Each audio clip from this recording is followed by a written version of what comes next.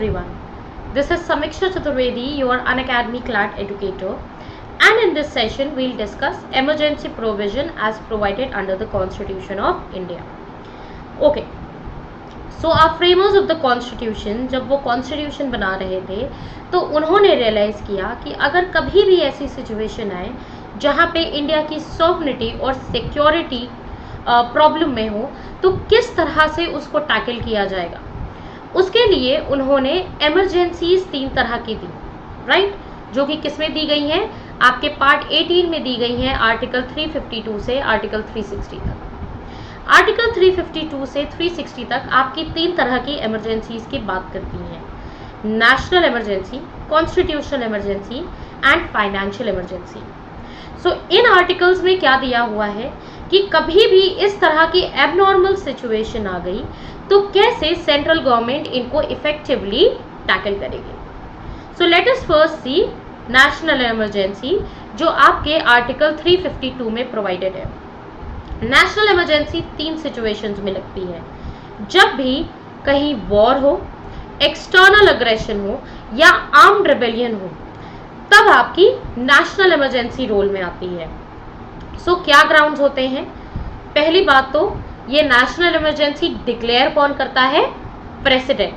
सो president declares national emergency जब India की security या इंडिया के किसी पार्ट की सिक्योरिटी थ्रेटन होती है बाय वॉर, एक्सटर्नल अग्रेशन और आर्म्ड रिबेलियन। तो 3 सिनेरियोज दे रखे हैं आपके। सबसे पहले वॉर, सेकेंड हो गया एक्सटर्नल एग्रेशन और तीसरा हो गया आर्म्ड रिबेलियन। इन 3 सिनेरियोज में ही president can declare national emergency. The president can declare national emergency even before the actual occurrence of war और आर्म्ड रिबेलियन और external aggression.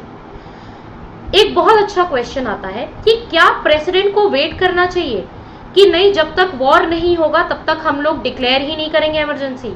No, even before the actual occurrence, कोई war होने से पहले, कोई armed rebellion होने से पहले, कोई एक्सटर्नल अग्रेशन होने से पहले, जब भी प्रेसिडेंट को लगता है दैट इट इज नेसेसरी, वो वहां पे नेशनल इमरजेंसी डिक्लेयर कर देंगे, right. When a national emergency is declared on the grounds of war और external aggression, it is known as external emergency. क्यों? क्योंकि आपके बाहर का, अपनी इंडिया के बाहर का डिस्प्यूट है ये, राइट, इसीलिए हम लोग इसको एक्सटर्नल इमरजेंसी बोलते हैं। लेकिन जब ये डिक्लेयर होता है आर्म्ड रेबेलियन, तब क्या बोलते हैं इसे? Internal disturbance. Why? Because now internal situations are out of hand, right. Okay, 44th constitutional amendment के पहले आर्म्ड रेबेलियन टर्म यूज नहीं होता था। आर्म्ड रेबेलियन की जगह internal disturbance was the term that was used. लेकिन फिर 44th कॉन्स्टिट्यूशनल अमेंडमेंट एक्ट आया और इंटरनल डिस्टर्बेंस को रिप्लेस कर दिया गया आर्म्ड रेबेलियन से। आई होप यहां तक क्लियर होगा आपको। Okay, now next. अब क्या एक बार प्रेसिडेंट ने डिक्लेयर कर दिया है that there is emergency, national emergency, क्या वो नेशनल इमरजेंसी ऑटोमेटिकली कंटिन्यू होती रहेगी? The answer is no. आपका जैसे ही प्रेसिडेंट ने डिक्लेयर किया नेशनल इमरजेंसी, आपका पार्लियामेंट 1 मंथ के विद इन ही उसको ये अप्रूव करना होगा, right. So this proclamation of emergency must be approved by both houses of parliament within 1 month from the dates of its issue. जिस दिन ये प्रोक्लेमेशन आया है उसी के 1 मंथ के अंदर पार्लियामेंट को इसको अप्रूव करना है। लेकिन लेट्स टेक अ सिनेरियो जहां पे लोकसभा डिसॉल्व हो चुका है, राइट, लाइक या तो वो पहले से डिसॉल्व था या तो वो इस प्रोक्लेमेशन के आने के बाद डिसॉल्व हो गया। अब क्या होगा? अब in the mean time Rajya Sabha उसको अप्रूव करेगा। पहला, जब तक लोकसभा इज डिसॉल्व, जब तक नया आपका इलेक्शन होके नया सेशन नहीं आता है, तब तक Rajya Sabha will keep on approving it. Secondly, जैसे ही लोकसभा आएगी, जैसे ही लोकसभा दोबारा से सेशन में आएगी, within 1 month, within 30 days of its first sitting, Lok Sabha has to approve it, right. So पहला सिचुएशन हमने देखा कि पहले तो लोकसभा भी प्लेस में है, राज्यसभा भी प्लेस में है, दोनों आपका अप्रूव करेंगे with in 1 month. Second scenario हमने देखा जब लोकसभा डिसॉल्व हो जाती है। जैसे ही लोकसभा डिसॉल्व होती है वैसे ही राज्यसभा उसको अप्रूव करती रहती है।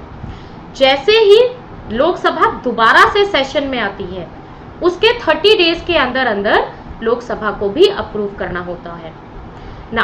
अगर दोनों के दोनों हाउसेस ने अप्रूव कर दिया है तो इमरजेंसी कब तक चलती है? एक बार अगर लोकसभा ने और राज्यसभा ने दोनों ने अप्रूव कर दिया तो ये इमरजेंसी कब तक कंटिन्यू करती है? So it continues for 6 months, right. 6 months के लिए होती है and it can be extended to an indefinite period with an approval of parliament for every 6 months. तो for example आज अप्रूव किया, 6 मंथ्स तक इमरजेंसी चली, क्या इसके बाद हम लोग इसको indefinitely कंटिन्यू करेंगे? क्या ये जब तक मन में आएगा तब तक नेशनल इमरजेंसी चालू रहेगा? नो, हर 6 महीने में पार्लियामेंट को अप्रूव करना होगा, राइट। सो ऐसा नहीं है कि एक बार इन्होंने अप्रूव कर दिया काफी है, no, every 6 months it needs to be approved, right? Every resolution approving the proclamation of emergency or its continuance must be passed by either house of parliament by special majority. So this majority that is needed here is a special one. I hope यहाँ तक आपको clear होगा। Now, revocation of proclamation, कैसे revoke किया जाएगा national emergency को? So सबसे पहले सिंस प्रेसिडेंट ने प्रोक्लेम किया है तो president can revoke it, right. So proclamation of emergency may be revoked by president at any time by a subsequent proclamation, right. तो इसके लिए भी एक अलग से प्रोक्लेमेशन निकलेगा and it can be revoked. इसके लिए पार्लियामेंट की approval is not necessary, right. Secondly, अब आपका Lok Sabha can also revoke this. अगर लोकसभा पास करता है कि हम डिसअप्रूव कर रहे हैं इस इमरजेंसी को तो वहां पे भी आपका ये रिवोक हो जाता है। आई होप रिवोकेशन वाला portion is also clear to you. Now next, effects of national emergency. National emergency के इफेक्ट्स क्या क्या होते हैं, राइट। सो आप देखोगे कि 3 कैटेगरीज में इनके इफेक्ट्स डिवाइड किए जा सकते हैं। सबसे पहला, सेंटर और स्टेट के बीच में क्या रिलेशन होता है। If we talk about centre state relations तो आपके 3 लिस्ट दिए हुए हैं शेड्यूल 7 में, राइट, जिसमें सेंटर और स्टेट के दोनों के जो भी आपस में लिस्ट हैं, जो भी आपस में किन इश्यूज पे वो लॉज बना सकते हैं वो अलग अलग दिए हुए हैं, राइट। तो सेंटर की एक अलग लिस्ट दी गई है जिसमें वो लॉ बना सकते हैं, स्टेट की अलग लिस्ट दी गई है जिसमें वो लॉ बना सकते हैं, and there is one more list that is concurrent list. तो कॉन्करेंट लिस्ट में सेंटर भी लॉ बना सकता है और स्टेट भी लॉ बना सकता है ना। जब ये नेशनल इमरजेंसी आती है उस टाइम पे सेंटर और स्टेट के रिलेशंस बहुत ज्यादा चेंज होते हैं। तो सबसे पहले अगर हम लोग एग्जीक्यूटिव देखें तो centre becomes entitled to give executive direction to a state on any matter, right. उन्हें लिस्ट देखने की भी जरूरत नहीं है, वो किसी भी मैटर पे स्टेट को डायरेक्शन दे सकते हैं। लेजिस्लेटिव, सिमिलरली सेंटर के पास पावर आ जाती है कि वो स्टेट लिस्ट में दिए हुए किसी भी सब्जेक्ट के ऊपर लॉ बना सकते हैं, right. Do you understand this? Similarly president can also issue ordinance अगर parliament is not in session, right. So this is again a matter entirely of state list and center list from schedule 7 and the ordinance making power of the president, right? तो यहाँ पे आप देखोगे कि सारी की सारी पावर किसके पास आ गई है? सेंटर के पास आ गई है। स्टेट के ऊपर जो लॉज बनाने हैं वो भी सेंटर बना सकता है, जो एग्जीक्यूटिव पावर है वो भी सेंटर के पास है। अपार्ट फ्रॉम दैट ये लॉज कब तक चलेंगे? अगर एक बार सेंटर ने स्टेट लिस्ट पे लॉज बना दिए तो ये लॉज कब तक चलेंगे? So these laws become inoperative 6 months after the emergency has ceased to be in operation. तो जिस दिन से आपका इमरजेंसी सीज कर जाती है उसी के 6 महीने तक आपका ये लॉज ऑपरेटिव रहता है. After 6 months these laws become inoperative. मतलब जो भी लॉज इन्होंने स्टेट पे बनाए थे वो लॉज अब नहीं लगेंगे after 6 months of cessation of emergency. I hope this is clear. Next is financial emergency. Financial power, financial relation between center and state. So the president can modify constitutional distribution of revenues between center and state. तो we all know कि revenues divide होते हैं center और state में. तो after national emergency is proclaimed, president के पास power आ जाती है कि वो revenues को accordingly divide कर सकते हैं. Now, second, effect on the life of Lok Sabha and state assembly. क्या ये अब फॉर एग्जाम्पल आज इमरजेंसी हुई है और 1 महीने के अंदर लोकसभा को डिसॉल्व होने थे क्योंकि नए इलेक्शंस होने थे, तो क्या नए इलेक्शंस होंगे? Obviously no, because the country is under a threat of security, है ना. तो जब अपना अभी सिक्योर ही नहीं है कंट्री तो हम इलेक्शंस कैसे कराएंगे, राइट? इसी के लिए जब नेशनल इमरजेंसी ऑपरेशन में होता है तो लोकसभा का टेन्योर एक्सटेंड हो जाता है 1 year एट अ टाइम. मतलब एक बार में आप एक ही साल एक्सटेंड कर सकते हैं, right? However this extension can not continue beyond 6 months after emergency has ceased to operate. तो जिस दिन इमरजेंसी खत्म होगी उसी के 6 महीने के अंदर आपका ये एक्सटेंशन खत्म हो जाएगा. मतलब 6 महीने के बाद ये एक्सटेंड नहीं होगा, ठीक है. Similarly Parliament may extend the normal tenure of state legislative assembly by 1 year each time during a national emergency, subject to a maximum of 6 months after the emergency has ceased to operate. So दोनों का ही same है, आपका parliament का और state legislature का दोनों का same है. दोनों ही इंक्रीज किए जा सकते हैं टेन्योर एक बार में 1 साल का. जैसे ही आपका इमरजेंसी एंड होगा उसी के 6 months में क्या होगा, आपका ये एक्सटेंशन भी ओवर हो जाएगा, right? Okay. So next is कि क्या इफेक्ट होता है. अभी हम लोगों ने इफेक्ट देखा सेंट्रल स्टेट रिलेशनशिप में. Now next we have to see what is the effect on fundamental rights. So article 358 and 359 ये बताते हैं कि नेशनल इमरजेंसी के दौरान फंडामेंटल राइट्स के ऊपर क्या इफेक्ट पड़ेगा, राइट? सो सबसे पहले suspension of fundamental right under article 19. Article 358 क्या बोलता है कि जैसे ही नेशनल इमरजेंसी प्रोक्लेम की जाती है, जितने भी फंडामेंटल राइट्स दिए गए हैं आर्टिकल 19 में, there are 6 fundamental rights given under article 19, वो सारे के सारे ऑटोमेटिकली सस्पेंड हो जाते हैं, right? Article 19 is automatically revived after the expiry of emergency. तो जैसे ही इमरजेंसी आया, Article 19, that is freedom of speech and expression, freedom to move freely in the territory of India, freedom for any trade occupation, ये सारे जितने भी 6 दिए हुए हैं to trade to form association, ये सारे ऑटोमेटिकली सस्पेंड हो जाते हैं. और जैसे ही आपका नेशनल इमरजेंसी एक्सपायर होता है ये वापस से रिवाइव हो जाते हैं, राइट? सो 44th अमेंडमेंट ने डाला था that Article 19 can only be suspended when the national emergency is laid on the ground of war or external aggression and not in the case of armed rebellion. So this is one of the thing that was added by 44th constitutional amendment. Okay, now suspension of other fundamental rights. We understand कि article 19 को तो आप तुरंत ही suspend कर देते हो, लेकिन बाकी fundamental rights का क्या होता है? So article 359 बोलता है कि president can by order suspend the right to move to any court for enforcement of fundamental right during national emergency. Thus, remedial measures are suspended and not the fundamental rights. तो यहाँ पे इनका क्या कहना है कि आर्टिकल 32 जो ये रेमेडियल फीचर है ये सस्पेंड होता है, लेकिन आपके फंडामेंटल राइट नहीं होते हैं, right? The suspension of enforcement relates to only those fundamental rights that are specified in presidential order. कौन कौन से राइट्स फंडामेंटल राइट आपके सस्पेंड हो सकते हैं? सिर्फ वो राइट सस्पेंड होते हैं जो प्रेसिडेंशियल ऑर्डर में स्पेसिफिकली मेंशन होते हैं. फॉर एग्जाम्पल अगर प्रेसिडेंशियल ऑर्डर में लिखा हुआ है that article 16 that relates to employment in public office वो सस्पेंडेड है, तो सिर्फ आपका आर्टिकल 16 सस्पेंड होगा, बाकी सारे article that is article 14, 15, 17, 18 till 32 they all will be in place intact as it should be, right?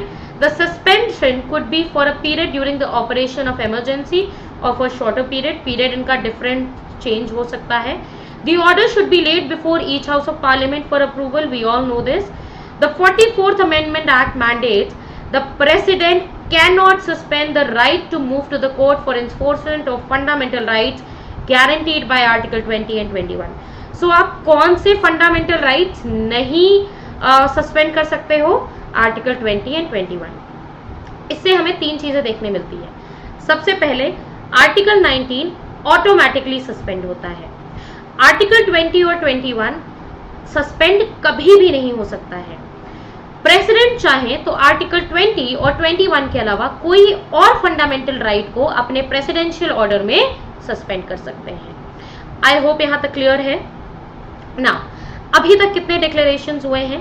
So till now there have been 3 proclamations in 1962 when national emergency was issued on account of Chinese aggression, right? Then second proclamation was in 1971 attacked by Pakistan, and the third one was in June 1975, right? So there have been 3 national emergency till now. Okay, now next moving on to the president rule under article 356.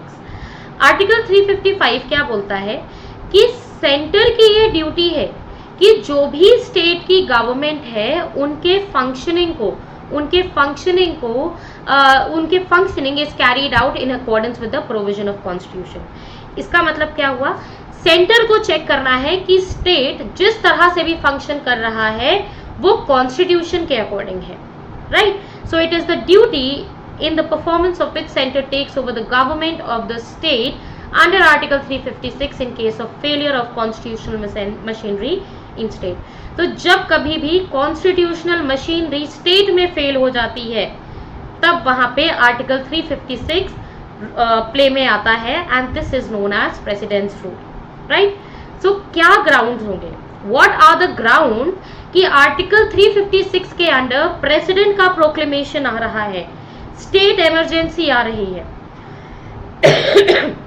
So article 356 empowers the president to issue a proclamation if he is satisfied that a situation has arisen in which the government of state cannot be carried on in accordance with the provision of constitution. सबसे पहला क्या है article 356 में कि president is satisfied कि ऐसा कोई situation आ गया है कि अब वहां के गवर्नमेंट जो स्टेट गवर्नमेंट है वो कॉन्स्टिट्यूशन के हिसाब से काम नहीं कर सकती है, राइट? सेकेंड क्या बोलते हैं? Article 365 says that whenever a state fails to comply with और give effect to any direction from the centre it will be lawful for the president to hold that situation has arisen in which the government of the state cannot be carried out in accordance with the provision of constitution. तो ये इन्होंने एक example दिया हुआ है कि किन situations में हम बोल सकते हैं कि अब स्टेट गवर्नमेंट कॉन्स्टिट्यूशन के हिसाब से काम नहीं कर पा रही है. क्या एग्जाम्पल है? अगर स्टेट कोई भी सेंटर का दिया हुआ ऑर्डर से कॉम्प्लाई नहीं कर रही है या कोई डायरेक्शन कोई इफेक्ट में नहीं ला रही है, right? So this is one of the example how we can say that the state government is not acting in accordance with the provision of constitution, right? अब अगेन यहाँ पे भी अप्रूवल चाहिए. नेशनल इमरजेंसी में 1 month का approval होता है, यहाँ पे आपका 2 मंथ का अप्रूवल है, राइट? 2 मंथ का अप्रूवल है and all the rules apply similarly here. If the proclamation of the president rule is issued at the time when the Lok Sabha has been dissolved or dissolution of Lok Sabha takes place during the period of 2 months without approving the proclamation, then the proclamation survives until 30 days from the sitting of the Lok Sabha after its reconstitution, provided that in the meantime Rajya Sabha approves it in the meantime, right? So यहाँ पे भी आप देख रहे हो same चीज दी गई है, सिर्फ ड्यूरेशन का अंतर है. 2 महीने में आपको अप्रूवल करना है। नेशनल इमरजेंसी में 1 महीने का अप्रूवल होता था। यहाँ पे अगेन 2 महीने के अंदर अंदर अगर आपका लोकसभा डिसॉल्व हो जा रहा है तो राज्यसभा को अप्रूव करना है। दूसरा सिनेरियो कि जब भी लोकसभा आएगा, रिकॉन्स्टिट्यूट होगा, तो फर्स्ट सिटिंग के 30 डेज के अंदर इन्हें अप्रूव करना है, राइट। ओके, अब क्या कॉन्सिक्वेंस होता है प्रेसिडेंट के रूल का? सो प्रेसिडेंट के रूल के under president takes up the functioning of the state government, right. जो भी फंक्शनिंग है स्टेट गवर्नमेंट की, अब वो किसके अंदर आ जाती है? प्रेसिडेंट के अंदर। And the power vested in the government और any other executive authority in the state, right. तो ये पावर किसके अंदर वेस्ट कर सकते हैं? ये गवर्नर के अंदर कर सकते हैं या किसी और एग्जीक्यूटिव अथॉरिटी के अंदर। He can declare that the powers of state legislature are to be exercised by parliament. President क्या डिक्लेयर कर सकते हैं कि जो भी पावर्स हैं यहाँ पे स्टेट लेजिस्लेचर की, वो कौन एक्सरसाइज करेगा? पार्लियामेंट एक्सरसाइज करेगा। तीसरी चीज, he can take all other necessary steps including suspension of constitutional provisions relating to any body or authority in state. So all those necessary measures that the president think is is necessary, the president can take such steps. Okay, now क्या judicial review इन scenarios में हो सकता है? 38th Constitutional Amendment Act ने क्या बोला था? That the president the satisfaction of the president in invoking Article 356 is final and conclusive and it could not be challenged in any court of any ground, right? So यहाँ पे क्या कहना चाह रहे थे 38th Constitutional Amendment से कि अगर प्रेसिडेंट का जो सेटिस्फैक्शन है वो उनका पर्सनल सेटिस्फैक्शन है कि इस किसी स्टेट में प्रेसिडेंट का रूल आना चाहिए कि नहीं आना चाहिए, राइट। लेकिन this provision was subsequently deleted bye 44th amendment act. ये प्रोविजन था 38th अमेंडमेंट एक्ट का कि ये उनका खुद का पर्सनल सेटिस्फैक्शन है, इसमें कोर्ट में आप नहीं चैलेंज कर सकते हो, इसको डिलीट कर दिया गया था, implying that the satisfaction of president is not beyond judicial review, right. मतलब क्या हुआ कि ये जो सेटिस्फैक्शन है प्रेसिडेंट का, ये भी कोर्ट में क्वेश्चन किया जा सकता है। Okay, the last emergency is the financial emergency. So article 360 आपका बात करता है फाइनेंशियल इमरजेंसी का। यहाँ पे क्या बोलते हैं ये कि कोई भी फाइनेंशियल इमरजेंसी कब आती है? अगर प्रेसिडेंट सेटिस्फाइड है that a situation has arisen due to which the financial stability और क्रेडिट ऑफ इंडिया और any part of its territory is threatened, right. So यहाँ पे हम कौन सी सिक्योरिटी की बात कर रहे हैं? हम फाइनेंशियल सिक्योरिटी की बात कर रहे हैं, हम फाइनेंशियल स्टेबिलिटी की बात कर रहे हैं। जब भी कोई एक ऐसा इशू आता है प्रेसिडेंट के सामने कि एक फाइनेंशियल स्टेबिलिटी अब थ्रेटेंड है, तब प्रेसिडेंट फाइनेंशियल इमरजेंसी लगा सकते हैं अंडर आर्टिकल 360। अगेन यहाँ पे क्या अप्रूवल का सेम का सिनेरियो रहता है? So the scenario is same कि आपका जैसे प्रेसिडेंट रूल में होता है, सिमिलर यहाँ पे है। 2 मंथ के अंदर अंदर पार्लियामेंट को अप्रूव करना होता है। If the parliament is not sitting तो राज्यसभा अप्रूव करेगी, और फिर जब लोकसभा वापस से जो है सिटिंग में आएगी, वापस से रिकॉन्स्टिट्यूट होगी, तो अगेन 30 डेज के अंदर इनको अप्रूव करना होगा। एक बार अगर अप्रूव हो गया, the financial emergency continues indefinitely till it is revoked. तो ये कब तक चलता रहता है? हमेशा चलता रहेगा जब तक कि आप इसे वापस रिवोक करोगे। For example we have seen in national emergency कि ये आपका हर 6 मंथ्स में अप्रूव करना है, लेकिन यहाँ पे ऐसा कुछ नहीं है। यहाँ पे एक बार अगर फाइनेंशियल इमरजेंसी अप्रूव हो गई है तो वो तब तक चलेगी जब तक इसको रिवोक ना किया जाए। Okay, now what are the effects of financial emergency? Extension of executive authority or the union over financial matters of state. So union will take over the authority over the state matters regarding financial matters, right? जितने भी कोई भी class of persons who have serving in state, जितने भी employed है state के under, उनकी salaries में रिडक्शन हो जाएगा, उनके अलाउंसेस में रिडक्शन हो जाएगा। जितने भी मनी बिल और फाइनेंशियल बिल हैं जो प्रेसिडेंट के सामने कंसिडरेशन के लिए पेंडिंग है, वो सारे क्या हो जाएंगे? रिजर्व हो जाएंगे, राइट।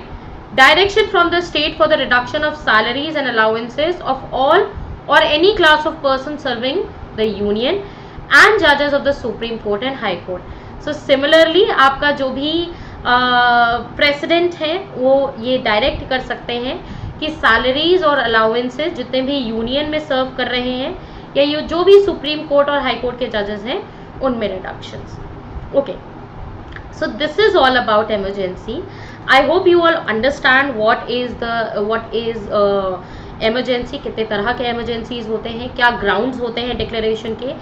अप्रूवल आपको एक इसमें ध्यान रखना है, रिवोकेशन ध्यान रखना है, और एक सबसे इम्पोर्टेंट पॉइंट है कि इन इमरजेंसी के बाद पे आपका क्या रिलेशन होता है, क्या रिलेशन होता है, क्या इफेक्ट होता है, right. So these are some of the important points that you need to understand under emergency.